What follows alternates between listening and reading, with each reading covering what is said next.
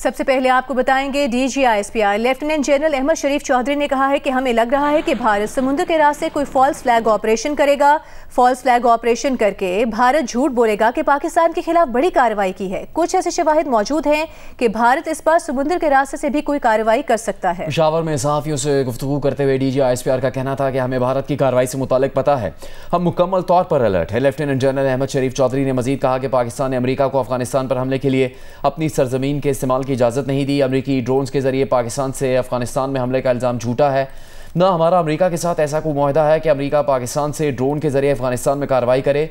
DGISPR ने कहा कि इस वक्त मसले की वजह अफगान तालिबान का दोहा मुआहदे पर अमल ना करना है। हम अमन चाहते हैं, मुज़ाकरात के जरिए मसला हल करना चाहते हैं। मुज़ाकरात से मसला हल ना हुआ तो फिर हम खुद हल करने की कोशिश करेंगे। DGISPR ने कहा कि चंद दिन में ये साबित किया कि हम ये मसला खुद हल कर सकते हैं। हमने कुछ सालिसों की दरख्वास्त पर अमन को एक चांस दिया। बेहतर है कि अफगान तालिबान पुरअमन मुज़ाकरात से मसला हल करें, वरना हम दूसरे तरीके से भी हल कर सकते हैं।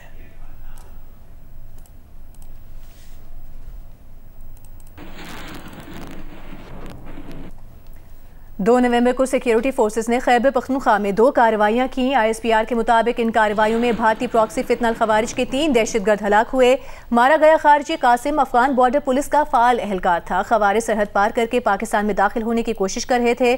सिक्योरिटी फोर्सेस ने खवारिजियों के गिरोह को मौसर तरीके से निशाना बनाया। कार्रवाई में भारतीय प्रॉक्सी फितनल खवारिज के 2 कारिंदे हलाक हुए। ISPR के मुताबिक टांक में ऑपरेशन के दौरान एक खारजी को हलाक किया गया। हलाक खारजी इकरामुद्दीन उर्फ अबू दजाना भी अफगान शहरी था। ISPR का कहना है कि पाकिस्तान अबूरी अफगान हुकूमत से मुतालबा करता रहा है कि मौसर बॉर्डर मैनेजमेंट को यकीनी बनाया जाए। बारहा मुतालबा किया कि अफगान सरजमीन खवारिज और सहूलतकार पाकिस्तान के खिलाफ इस्तेमाल ना करें।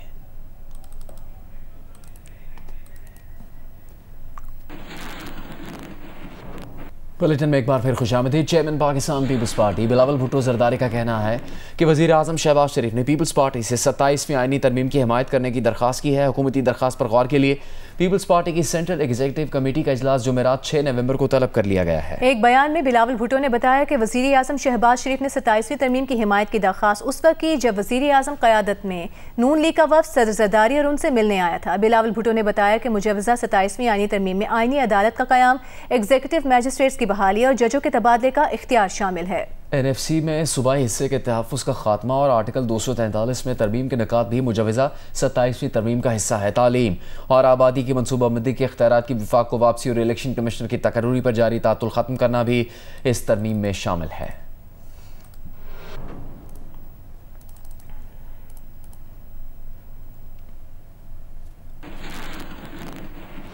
वज़ीर मुमलिकत बराए इंसाफ व कानून बैरिस्टर अकील मलिक ने कहा है कि उनके ख्याल में NFC अवार्ड के मौजूदा फार्मूले में तब्दीली की ज़रूरत है। जियो न्यूज़ की प्रोग्राम रिपोर्ट कार्ड में बात करते हुए बैरिस्टर अकील मलिक ने कहा कि आबादी कंट्रोल करने का मैकेनिज्म भी विफाक के तहत होना चाहिए था। पूरे मुल्क में तालीमी निसाब को भी मरबूत करना होगा। चीफ इलेक्शन कमिश्नर की तकर्री के लिए मशावरत को भी बेहतर बनाना होगा। देखिए, फिलवक़्त NFC के हवाले से अगर आप देखें तो ज़ाहिरी बात है, जो एक ऑलरेडी एग्जिस्टिंग फार्मूला है वो एक इम्प्रूव शक्ल में होना चाहिए और उसमें बिल्कुल स्लाइट मॉडिफिकेशंस हो सकती हैं। मैं समझता हूँ कि उसमें इम्प्रूवमेंट की बिल्कुल ज़रूरत है। इस तमाम तर हवाले से जो शेयरिंग मेथड कह लें, जो एलोकेशन है वो फेयर नहीं है। इसको मज़ीद फेयर ताकि तमाम सूबों के लिए भी और वफाक के लिए भी। ये तो नहीं हो सकता कि एक शख्स के, एक बाप के 4 बेटे हों और वो चारों जो है बाप को कहें कि जी हमें पैसे चाहिए, तो उस हवाले से उनके बाप को लोन लेना पड़े उनके सर्वाइवल के लिए। तो ये इस हवाले से भी चीज़ें देखने की ज़रूरत है। बानी PTI ने 1 साल का डिले किया था CEC की अपॉइंटमेंट के ऊपर, and which is a fact कि 1 साल डिले किया क्योंकि वो उस वक़्त के वज़ीर आज़म के साथ कोई मशावरती अमल में बैठना ही नहीं चाहते थे। Leader of the opposition and the prime minister जो कंसल्टेशन होती है वो ताकि एक कॉन्स्टिट्यूशनल मैकेनिज्म के थ्रू प्रोसेस आगे बढ़े, लेकिन वो भी नहीं हो सका। तो ये कम अज़ कम इस तरह की जब सिचुएशन आ जाती हैं तो फिर उस हवाले से आपको ये देखने की ज़रूरत है कि उसमें कम अज़ कम उस प्रोसेस में आपको कोई बेहतरी या आसानी लाने की ज़रूरत है। पीटीआई के रहनुमा असद कैसी ने कहा कि 27वीं आईनी तरमीम का प्रपोजल मुस्तरद करते हैं। 27वीं तरमीम के खिलाफ अगर पीपल्स पार्टी खड़ी हो, हम उनसे बातचीत के लिए तैयार हैं। पीपल्स पार्टी से अब भी उम्मीद है कि वो आइन को बचाने में अपना किरदार अदा करें। जियो न्यूज़ से गुफ्तगू करते हुए असद कैसर का कहना था कि 27वीं तरमीम से अदलिया को मुकम्मल खत्म किया जा रहा है। छोटे सूबों को पहले से खदशात हैं कि उनको तयशुदा हिस्सा भी नहीं मिलता। अगर NFC अवार्ड को छेड़ा गया तो इससे मुल्क में एनार्की फैलेगी। 26वीं आईनी तरमीम के दौरान भी ये प्रपोज़ल थी और हम तो कॉन्स्टिट्यूशनल बेंच के भी ख़िलाफ़ थे और हम समझते हैं कि सुप्रीम कोर्ट एक ही सुप्रीम कोर्ट है, मतलब दो वो नहीं हो सकती, क्योंकि फिर अब और अभी भी जो कुछ हो रहा है कि मतलब जितने भी अभी डिसीजन होता है तमाम कैसे जो उधर जाते हैं बेंच पे जाने जाते हैं, तो इस वक्त तो 26वीं आईनी तरमीम भी जो है ना सुप्रीम कोर्ट के अंदर जो है ना इस वक्त उसका केस चल रहा है। तो हम तो 26वीं नई तरमीम से के बारे में हमारे सीरियस कंसर्न है और ये जो नई अभी अमेंडमेंट 27वीं अमेंडमेंट ला रहे हैं, हम समझते हैं कि ये जुडिशरी का अगर इस किस्म का कोई होता है तो ये बाकायदा तौर पर जुडिशरी का मतलब एक किस्म के मज़ीद उसके ऊपर कंट्रोल हासिल करना और एग्जेक्टिव को मज़ीद जो है ना इन्फ्लुएंस बढ़ाना जुडिशरी के ऊपर होगा। हम किसी सूरत में जो है ना इस किस्म की चीज़ को नहीं मानेंगे।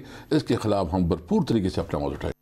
प्रोग्राम कैपिटल टॉक में सेनेटर फैसल वावडा ने दावा किया है कि 27वीं आईनी तरमीम बहुत आसानी से पास हो जाएगी। पाकिस्तान की कामयाबी और बका के लिए अगर ज़रूरत पड़ी तो 27वीं के बाद 28वीं तरमीम भी आएगी। सेनेटर फैसल वावडा ने खबरदार किया कि अगर तहरीक इंसाफ ने इस्लामाबाद पर चढ़ाई की तो TLP की तरह तहरीक इंसाफ पर भी पाबंदी लगेगी। इस पर तहरीक इंसाफ की सेनेटर बैरिस्टर अली जफर ने कहा कि अगर तहरीक इंसाफ खिलाफ आइन एहतजाज करे तो आप हमारे खिलाफ कार्रवाई करें, लेकिन अगर आप हमें एहतजाज से रोकेंगे और हमें धमकी देंगे तो ये आइन की खिलाफ वर्जी है।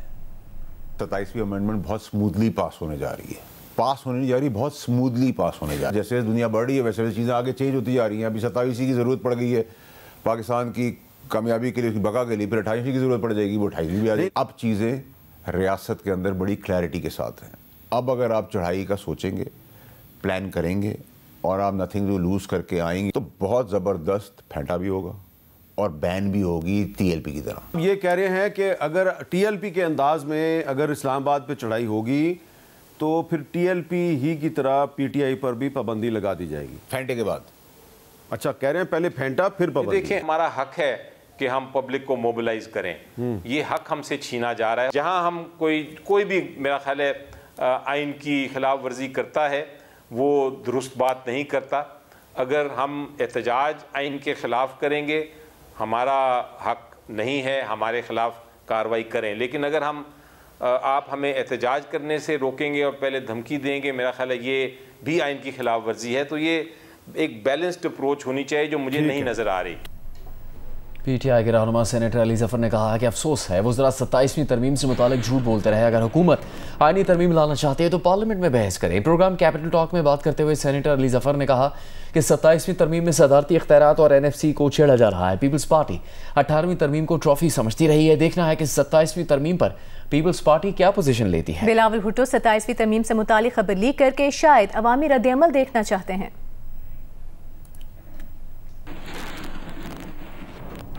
जियो और जंग मीडिया ग्रुप के इश्तिराक से जारी वर्ल्ड कल्चर फेस्टिवल का चौथा रोज़ है। वज़ीर सकाफत सिंध जुल्फ़िकार शाह ने स्वीडन आर्टिस्ट फॉरेस्ट के साथ दीवार पर मुसव्वरी की। कहा कि आलमी सकाफती मेला पूरी दुनिया को पाकिस्तान की खूबसूरत तस्वीर दिखा रहा है। उन्होंने नुमाइंदा जियो न्यूज़ वलीद अहमद से बात की है, आपको दिखाते हैं। वर्ल्ड कल्चर फेस्टिवल में 4 सू सकाफत के रंग बिखरे हुए हैं और ये कैसा मुमकिन है कि थिएटर, म्यूज़िक, आर्ट सब कुछ हो और वज़ीर सकाफत सिंध यहाँ पर मौजूद ना हो। अभी हमने देखा कि कुछ देर कबल वज़ीर सकाफत भी फॉरेस्ट के साथ कुछ कलर कर रहे थे, कुछ पेंटिंग कर रहे थे। जुल्फ़िकार शाह साहब हमारे साथ मौजूद हैं। जी, हम तो पिछले साल से इन्वॉल्व हैं और जियो भी हमेशा पिछले साल से इन्वॉल्व है।